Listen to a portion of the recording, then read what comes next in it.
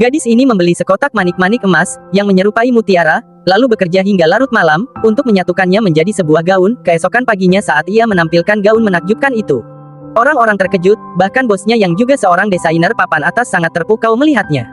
Clara secara langsung memutuskan untuk mengklaim gaun itu, sebagai hasil karyanya sendiri. Tapi itulah rencana gadis itu yang sebenarnya. Ia telah menyembunyikan rahasia di dalam gaun itu, yang nantinya akan membuat Clara kehilangan ketenarannya. Malam itu, saat peluncuran koleksi gaun baru, sebuah motor tiba-tiba muncul di atas karpet merah. Dari balik asap muncul seorang gadis misterius. Gaun hitam kemasannya langsung menarik perhatian semua orang. Seluruh kamera beralih kepadanya, dan kilau milik bosnya pun memudar. Tapi, tiba-tiba lampu padam dan menyala. Tertulis nama gadis itu di dinding, semua orang terpukau, sementara gadis itu pergi dengan cara yang spektakuler, namanya pun mulai terdengar seperti John Wick namun di dunia fashion. Beberapa hari kemudian di sebuah acara megah di London mobil bosnya tiba-tiba berhenti, pintu mobil macet dan lagi-lagi gadis Krela muncul. Ia membentangkan gaun kerajaan berhias mawar hitam dan merah.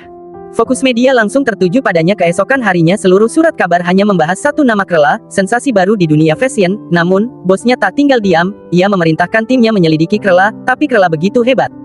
Bahkan polisi pun tak bisa menemukan jejaknya. Di balik semua itu ternyata ia bekerja di perusahaan Clara, dengan nama aslinya Luna. Sambil merencanakan langkah berikutnya, ia mulai curiga, lalu bertanya pada Luna kenapa menyembunyikan bakat aslinya. Gadis itu hanya menjawab bahwa ia melakukan semua itu di waktu senggang. Bosnya tersenyum sinis dan berkata, waktumu, desainmu, jiwamu semua milikku. Sepertinya aku baru saja menemukan mahakarya berikutnya. Seminggu kemudian, saat fashion show berlangsung, Clara menggunakan gaun mengenakan gaun rancangan Krela. Tapi tiba-tiba sebuah truk sampah datang. Tumpukan baju terjatuh ke tanah dari dalamnya. Muncul dengan gaya baru, ia naik ke atas truk dan truk melaju. Semua orang menyadari bahwa tumpukan baju itu ternyata adalah gaun sepanjang 15 meter. Krela berdiri di atasnya sambil tertawa, kamera terus memotret, sementara itu penyelenggara acara tampak marah besar, penjualan dari bisnis Clara pun anjlok tajam. Clara ingin memenjarakannya, tapi tak ada hukum yang bisa menjerat Krela. Clara mengambil risiko terbesar di malam acara fashion paling bergengsi tahun ini.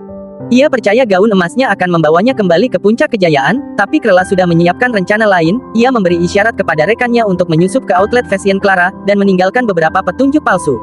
Clara langsung waspada dan mengunci gaun dalam brankas. Tapi justru itulah yang diinginkan Krela. Saat hari pertunjukan tiba, saat brankas dibuka, ratusan serangga terbang keluar, semua orang ketakutan, para tamu berlarian dengan panik.